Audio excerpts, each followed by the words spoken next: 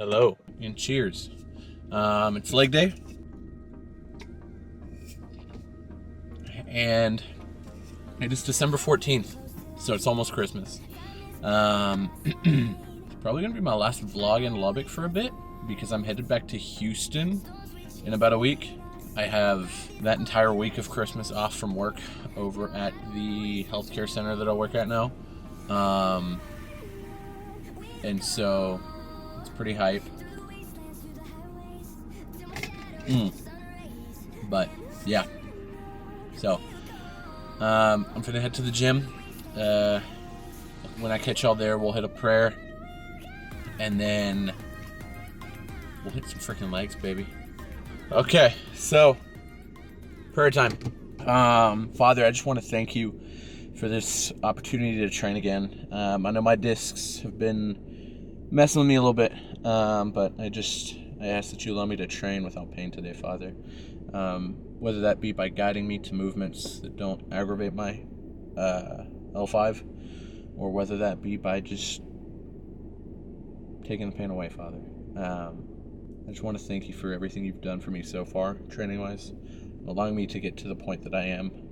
And I just ask that you allow me to continue to glorify you, Father, in everything that I do, in every rep, in every set, in every training session.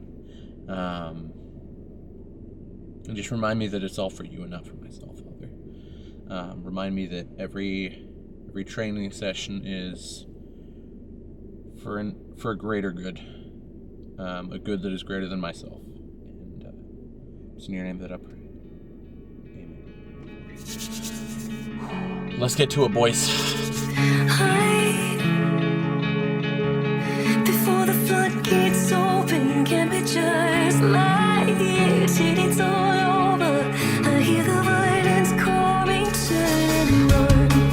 Inside, you build your walls, but can't forget the hate. You hide down to find me, need you in the afterlife. Save me from this pain and feel the hole inside. You wonder why I'm out of tears to cry. Today I'm not afraid to die. Breathe. I think you're finally broken. If we don't die here, we'll always be haunted. I feel the panic and everyone watching like, see me. Have I been used and sold out true for a sick fantasy? I'm holding on to unbelief. I see you in the afterlife. Save me from this pain and feel the heart inside. You wonder why I'm out of tears to cry. Today I'm not afraid to die. No one hears me pray for my revenge. Nothing's gonna wash away these sins. I bathe in the fire. No more wounds to mend. We all die in the end, but I know who I am. So judge me in the end. I have finished up my meal plans for my clients. Leg day honestly kind of sucked today. My back was just hurting and everything. It just wasn't good. Still rehabbing that L5, as y'all know.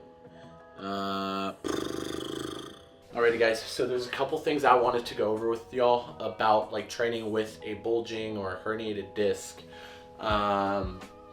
So because that's something that I'm struggling with, I want to help y'all out because I know there's definitely going to be one or two of y'all that are having issues with that.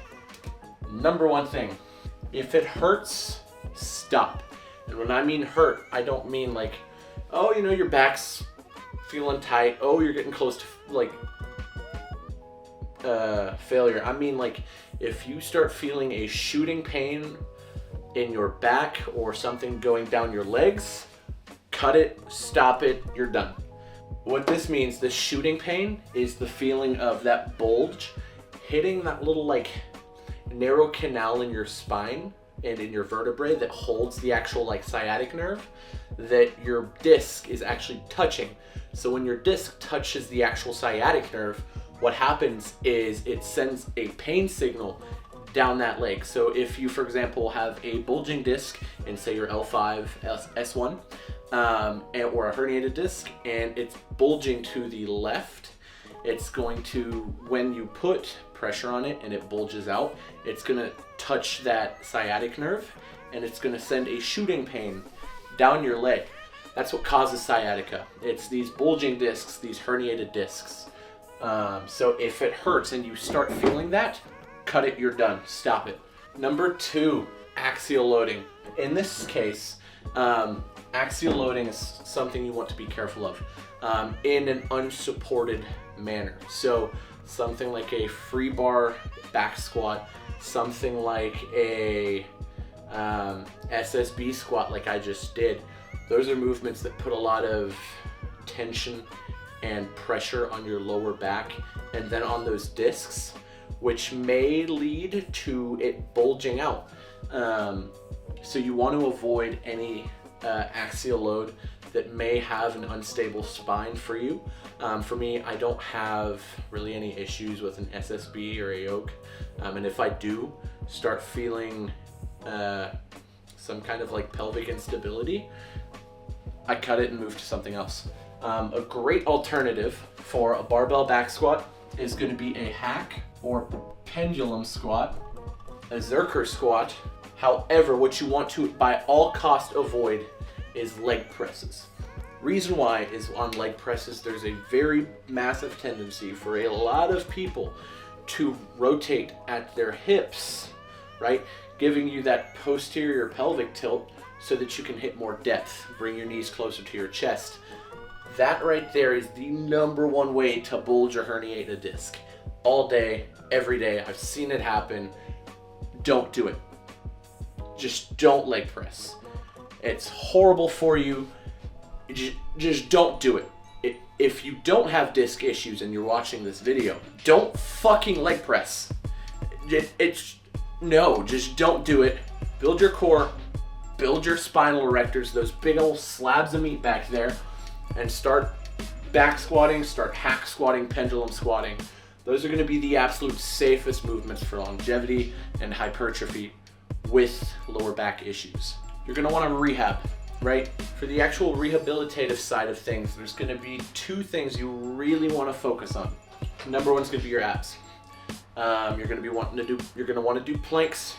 You're going to want to do vacuums. You're going to want to do anything and everything that strengthens your core behind those couple abs, right, that you see.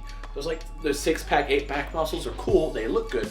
However, if you don't have a strong transverse abdominis, your core stability is compromised. And if your core stability is compromised, you're not going to be good at Zerchers. You're not going to be able to properly barbell back squat or yoke squat or SSB squat the way that you should, because you're not going to be able to keep a nice tight core to protect your back. So train your fucking abs. Secondly, you're going to have to train glutes. My preferred methods for glute training are going to be your reverse hyperextension. Big fan of hip thrusts. Start single leg with holds, right? Build that isometric strength with core. And then you could start moving into machines, whatnot, if the injury is fresh.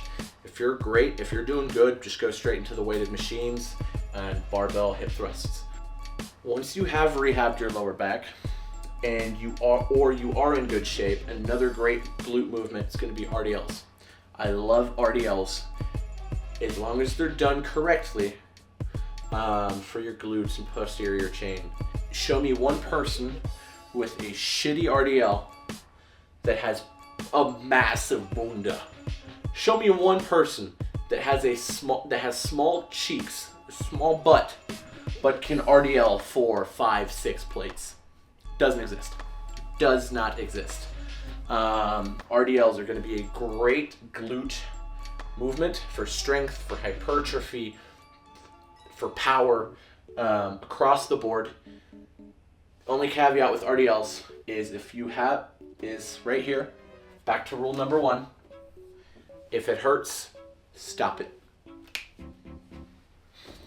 That said, if you're having issues with training legs and your back hurts, you're feeling this shooting pain down your leg, go see a doctor. Always go see a doctor. Yes, I have a degree in exercise science, but I am not a licensed medical doctor. I'm not liable for anything. For legal reasons, I have to say that. This is free advice on the internet. However, if you are having issues, my DMs are open on Instagram at Thorbra. Shoot me a message. I'd love to help you out, help you rehabilitate yourself and get back to where you were and where you could be. Thanks for watching, guys. Appreciate y'all. Drop a like, drop a comment, drop a sub. If you have any questions, drop them in the comments. I will try my best to answer every single one of them. And stay swole.